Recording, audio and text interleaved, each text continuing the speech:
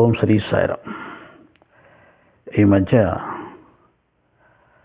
సాయిబాబా గారి మీద జరుగుతున్నటువంటి వ్యతిరేక ప్రచారాన్ని ఆపడానికి కొంతమంది సాయిబాబా గారి తరపున పెద్దలు మధ్యవర్తిత్వం చేశారని,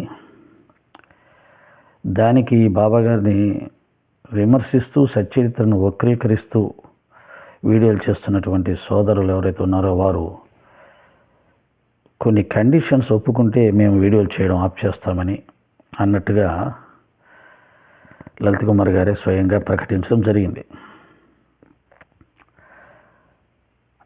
ఆ కండిషన్స్లో 1-2 తప్ప మిగతావేవి కూడా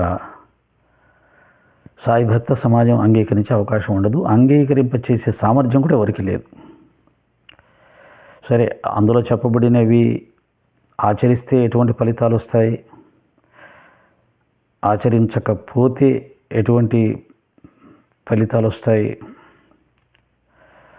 అసలు సాయి భక్తులు ఆచరిస్తున్నవి ధర్మ విరుద్ధమైనవా, సనాతన ధర్మానికి విరుద్ధమైనవా, హిందూ మతానికి విరుద్ధమైనవా,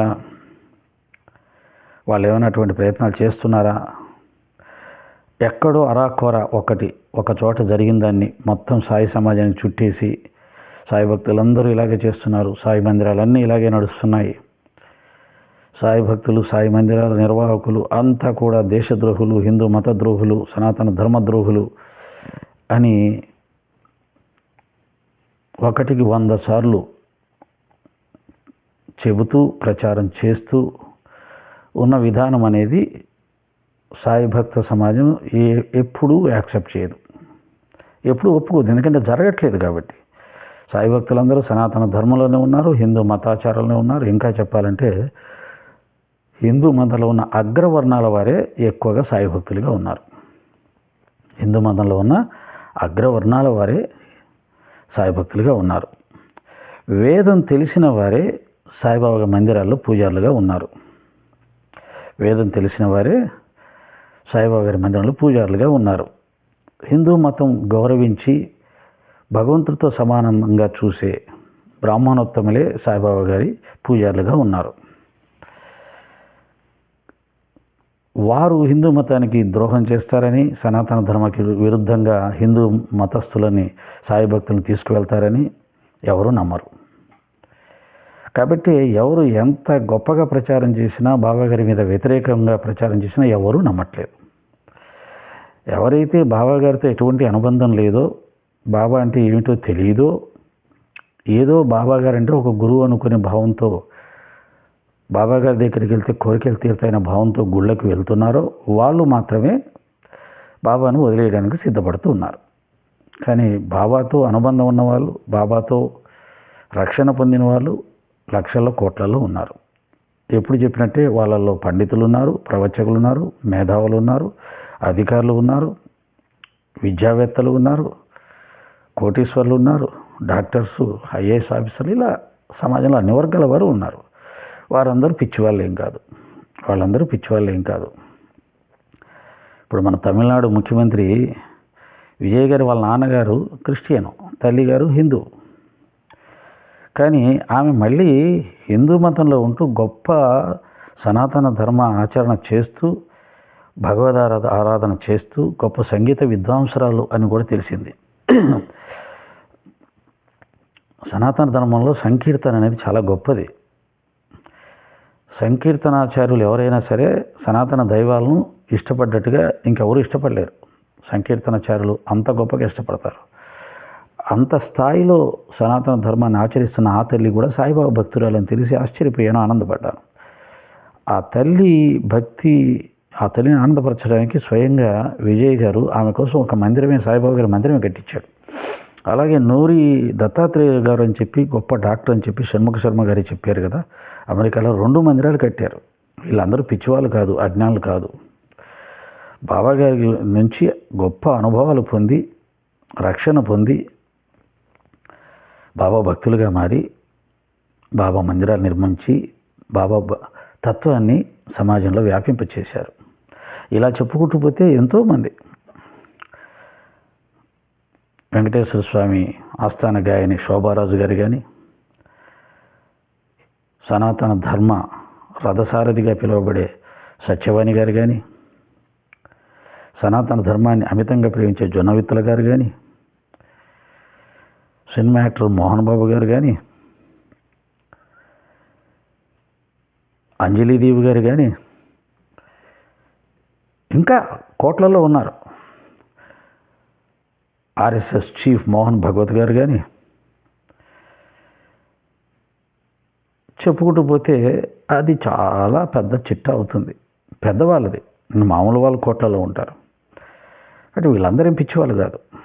అంటే అంత బలంగా నాటుకున్న సాయి తత్వాన్ని, సాయి భక్తిని తీసివేస్తామనుకోవడం అది అజ్ఞానం తప్ప ఏమీ ఉండదు.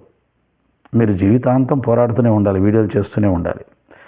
మీరు ఎప్పుడు వీడియోలు ఆఫ్ చేస్తారో అప్పుడు మళ్ళీ ఒక 6 నెలల్లో మొత్తం సాయిమయం అవుతుంది. అంతేకాదు, రేపు గురు పౌర్ణమి వచ్చినప్పుడు చూడండి, మళ్ళీ మన సనాతన ధర్మంలో ఉన్నటువంటి హిందూ సోదరులందరూ ఒక బాబాగారి మందిరానికే వెళ్తారు. దాన్ని ఆపడం మీ వల్ల అవుతుందా? చూడండి, అది ప్రయత్నం చేయండి. ఎందుకంటే ఒక యుద్ధ వాతావరణం జరిగేటప్పుడు అందరూ స్తబ్దంగా ఉంటారు, నిశ్శబ్దంగా ఉంటారు. దాని మీద అందరూ కూడా స్పందించరు, బయటికి వచ్చారు, వీధిలోకి వచ్చారు, పరిస్థితుల్ని పరిశీలిస్తూ ఉంటారు. కరోనా సమయంలో అందరం ఇంట్లో దాక్కొని ఉన్నాం. అలా దాక్కున్నామని మన కోరికలన్నీ అయిపోయినాయేంటి? ఇంకా మనం ఎప్పుడూ ఇంట్లోనే ఉంటామేంటి? కరోనా అయిపోయినా మళ్ళీ సమాజంలోకి వస్తాం, మనం చేయాల్సిన పనులు చేస్తూనే ఉంటాం.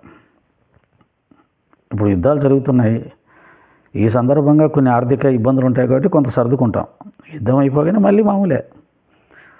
అలాగే సాయి తత్వం, సాయి భక్తులు కూడా మళ్ళీ మామూలే అనే స్థితి ఒకటి వస్తుంది. ఇదంతా ఎందుకు చెప్తున్నానంటే, ఏదైనా ఒక పద్ధతిగా చేసుకుంటూ పోతే ఫలితాలు వస్తాయి. అలా కాకుండా ఇష్టారాజ్యంగా కానీ, దుర్మార్గంగా కానీ చేస్తే దుష్పరిణామాలే వస్తాయి, దుష్ఫలితాలే వస్తాయి. కొంతమందిని చూసి మనం నేర్చుకుందాం. ఇప్పుడు ఇందాకే ఒక వీడియో చేశాను, సంతోష్ ఘనపాటి గారంట, లలిత్ కుమార్ గారు చేసిన వీడియో చూశాను. సాయిబాబా గారి విషయంలో మీ అభిప్రాయం ఏంటంటే, అది ఒక మాటతో చెప్పేది కాదు, చాలా లోతుగా దాన్ని విశ్లేషణ చేయాలి, పరిశీలించాలి. అలాగే మన లలిత్ కుమార్ గారు గురువు గారు వద్దివర్తి పద్మాకర్రావు గారు కూడా, ఆయన కూడా అలాగే అన్నాడు, అది అధ్యయనం చేయాలి, పరిశీలించాలి అని. అలా ఉండాలి, అధ్యయనం చేసి. అంటే వాళ్ళు ఎంతో గొప్ప మహానుభావులు, పండితులు, వేదాధ్యయనం చేసిన వాళ్ళు, ఎన్నో ప్రవచనాలు చేసిన వాళ్ళు. వాళ్ళు అధ్యయనం చేయకుండా ఏమి ఉండరు, సమాజాన్ని పరిశీలించకుండా ఉంటారా ఏంటి వాళ్ళు? బాబా గారి మందిర నిర్మాణాలు జరుగుతున్నాయి, బాబా భక్తులు పెరిగిపోతున్నారు. ఎంతోమంది బాబా భక్తులు వారి దగ్గర కూడా వచ్చి వారిని కూడా పిలిచిపోయి ప్రవచనాలు పెట్టించుకున్నారు. స్వయంగా వారి ఆశ్రమంలోనే బాబాకు విగ్రహం పెట్టి బాబా భక్తుల కోసం వారు విగ్రహ ప్రతిష్టాపన చేశారు. ఇన్ని చేసిన వాళ్ళు బాబా అంటే ఎవరు, ఏమిటి, ఆయనకు మన సనాతన ధర్మానికి ఉన్నటువంటి సంబంధం ఏంటి, ఇదంతా కరెక్టేనా అని ఆలోచించకుండా ఇవన్నీ చేస్తారా? ఆలోచించకుండా సనాతన ధర్మానికి విరుద్ధంగా ఉన్న వ్యక్తిని తన ఆశ్రమంలోకి తీసుకొని విగ్రహాన్ని ప్రతిష్ఠ చేసి దేవుడితో సమానంగా, మీరు అంటుంటారు కదా శంకరాచార్య వారికి విగ్రహాలు లేవు, శంకరాచార్యులకి మందిరాలు లేవు అని. ఆ పని ఆయన ఎందుకు చేస్తాడు? గొప్పవారు కదా. కాబట్టి వీళ్ళందరికీ తెలుసు. కానీ ఇప్పుడు ఉన్న పరిస్థితుల్లో బాబా గారి మీద ఒక అభిప్రాయం చెప్పాలంటే, మారిన సామాజిక పరిస్థితులు అనుసరించి వాళ్ళు ఇరు వర్గాల వారికి ఇబ్బంది లేకుండా జాగ్రత్తగా సమన్వయ దృష్టితో వ్యాఖ్యానించాలి. అందుకని టైం తీసుకున్నారు అంతే, అంతేగాని చెప్పలేక కాదు. బాబా గారి గురించి తెలుసు, కానీ ఇప్పుడున్న పరిస్థితుల్లో ఆ అభిప్రాయాన్ని చెబితే కొంత వ్యతిరేకత ఒక వర్గం నుంచి, అలాగని ఆయన్ని వ్యతిరేకిస్తే ఇంకొక వర్గం నుంచి వ్యతిరేకత, ఇలా రాకుండా సమన్వయం చేయడానికి సమయం తీసుకుంటున్నారు. అది విషయం. కాబట్టి మీరు కూడా ఆ విధంగానే అధ్యయనం చేసి బాబాగారి విషయంగా ఇంత బలంగా నాటుకున్న ఈ యొక్క సాయితత్వాన్ని మనం అందులో జరుగుతున్న కొన్ని విడ్డూరాలు, విచిత్రాలు, సనాతన ధర్మానికి విరుద్ధమైనటువంటివి, హిందూ మతస్థులకు బాధ కలిగించేవి, ఇబ్బంది కలిగించేవి ఏవైతే ఉన్నాయో వాటిని జాగ్రత్తగా కూర్చుకొని వాటికి సంబంధించి చక్కగా పెద్దవాళ్ళను కలుపుకొని ఒక చక్కటి సమావేశం ఏర్పాటు చేసి ఉంటే చాలా సులభంగా పరిష్కరింపబడేది. కానీ అలా కాకుండా వ్యక్తిగత దూషణలు, సాయిబాబా గారిని సాయిబు అని చెప్పేసి ఆయన గురువు కాదు, అవధూత కాదు, ఏం కాదని ఇష్టారాజ్యంగా అవమానించుకుంటూ అభిప్రాయాలు వ్యక్తపరుచుకుంటూ,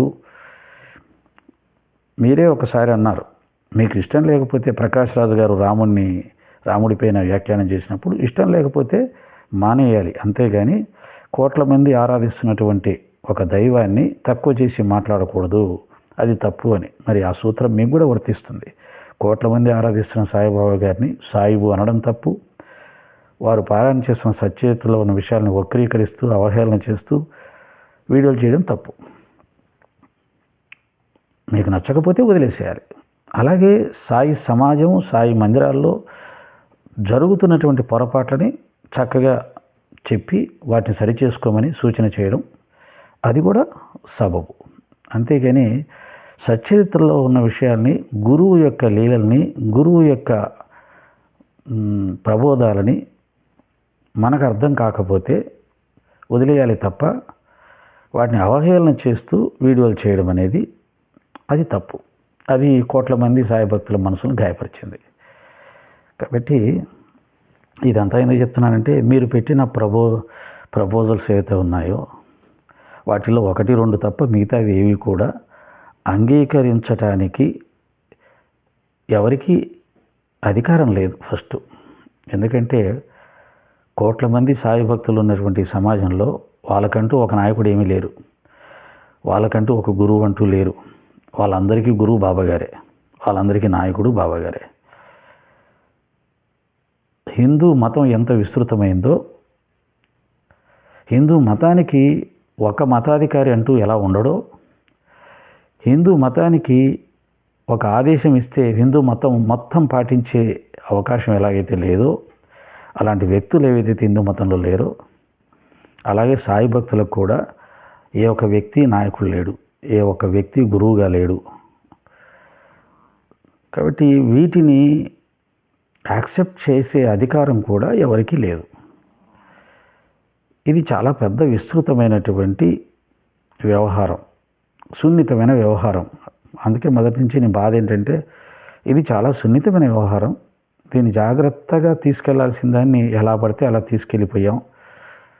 ఈ పక్క నుంచి వీడియోలు, ఆ పక్క నుంచి కేసులు, మళ్ళీ ఈ పక్క నుంచి వీడియోలు, మళ్ళీ ఆ పక్క నుంచి వీడియోలు, ఇలా ఆ తర్వాత చివరికి దూషణ పర్వాలు, ఒకరినొకరు దూషించుకోవడాలు, వినడానికి కూడా అవకాశం లేని మాట ప్రయోగాలు, ఇవి ఎక్కడ కూడా కలిసి కూర్చొని పరిష్కరించడానికి అవకాశం లేకుండా వెళ్ళిపోయింది.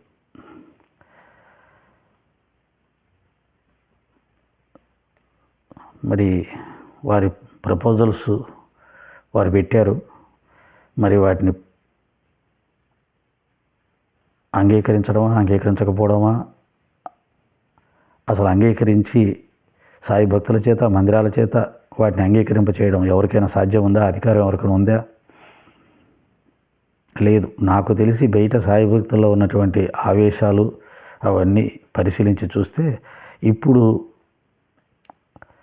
సాయి భక్తులను వ్యతిరేకిస్తున్న వాళ్ళతో కనీసం మాట్లాడితే కూడా వాళ్ళని సాయిబాబా గారి భక్తులు, బాబా భక్తుడు కాదు వాడు, ఒక ద్రోహి అన్నట్టుగా ఆవేశంతో ఉన్నారు సాయి భక్తులు. ఇక ఈ ప్రపోజల్స్ యాక్సెప్ట్ చేసామని ఎవరు చెప్పినా సరే వాళ్ళని సాయి భక్త సమాజం వెలివేస్తుంది, వాళ్ళని వెంటబడుతుంది. ఇప్పుడు బాబాగారిని వ్యతిరేకిస్తున్న వాళ్ళకంటే ఇంకా దోషులుగా నిర్ణయించే పరిస్థితులు వచ్చేసాయి. దీనికి కారణం నేను ఇంతకుముందు చెప్పినట్టుగా, దీనిని ఎలా తీసుకెళ్లాలో అలా తీసుకెళ్లే ప్రయత్నం చేయకుండా ఎలా పడితే అలా తీసుకెళ్ళి హిందూ సమాజంలోనే ఒక యుద్ధ వాతావరణాన్ని సృష్టించేశారు. కాబట్టి